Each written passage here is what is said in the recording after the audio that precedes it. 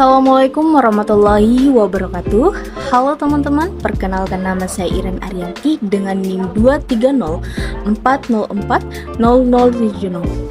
Baik, pada video kali ini kita akan membahas tentang prosedur audit dan penilaian kesehatan bank syariah. Nah, tanpa berlama-lama, langsung saja kita masuk pada pembahasannya. Oke, baik.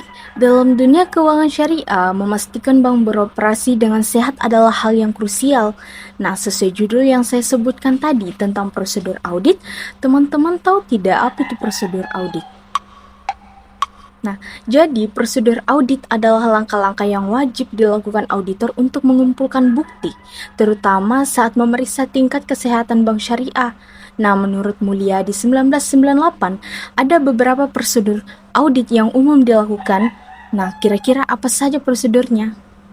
Jadi, prosedurnya itu ada inspeksi, ada pengamatan atau observasi, kemudian ada konfirmasi, ada pemeriksaan bukti pendukung atau vouching, kemudian ada penghitungan atau counting, serta prosedur lainnya seperti permintaan keterangan, penelusuran, scanning, pelaksanaan ulang, dan computer assigned audit techniques. Nah, sekarang kita masuk pada penilaian kesehatan bank syariah. Ketika mendengar penilaian kesehatan, kira-kira apa yang muncul dalam pikiran teman-teman atau seperti apa penilaian kesehatan bank? Nah, jadi penilaian adalah cerminan kemampuan bank untuk menjalankan fungsi operasionalnya secara normal dan memenuhi semua kewajibannya sesuai dengan peraturan yang berlaku. Nah, di mana penilaian kesehatan ini mencangkup aspek kualitatif dan kuantitatif terhadap faktor-faktor seperti permodalan, kualitas aset, manajemen, rentabilitas atau probabilitas, dan likuiditas. Nah, kemudian ada beberapa ketentuan kehati-hatian atau prudential banking yang utama. Nah, apa saja ketentuannya?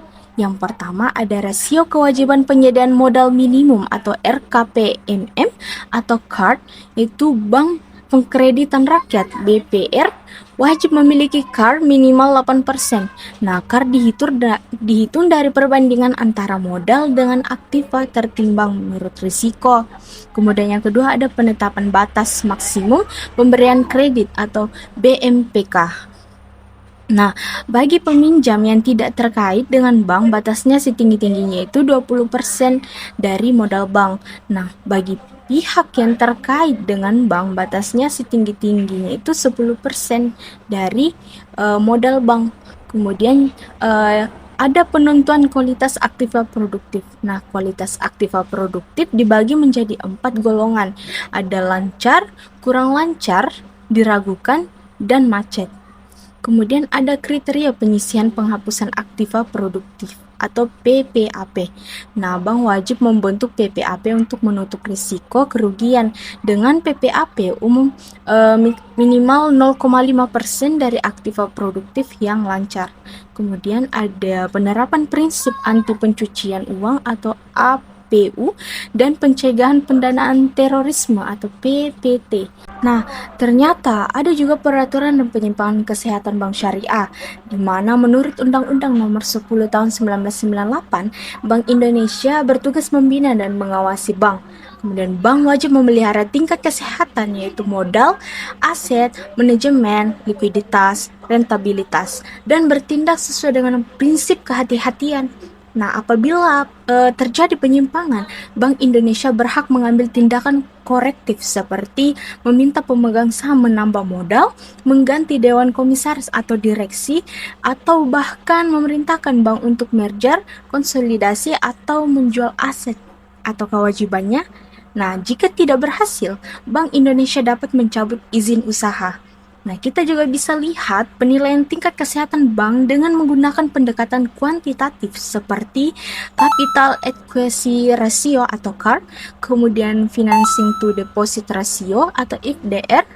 Nah, kemudian ada non-performing financing atau NPF, dan ada beban operasional terhadap pendapatan operasional atau BOPO.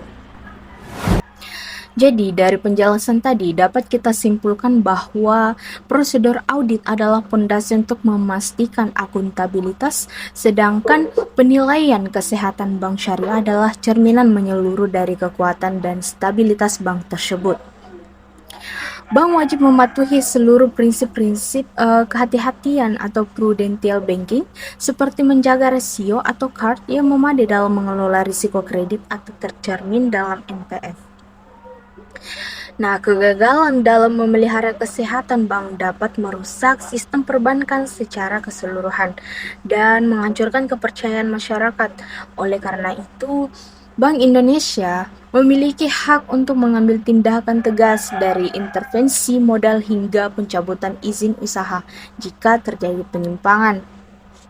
Jadi, tujuan utama dari seluruh proses audit dan penilaian kesehatan ini adalah untuk menjamin bahwa bank syariah dapat beroperasi secara normal, memenuhi semua kewajibannya, dan menjalankan usahanya sesuai dengan prinsip kehati-hatian demi kepentingan nasabah dan stabilitas ekonomi nasional.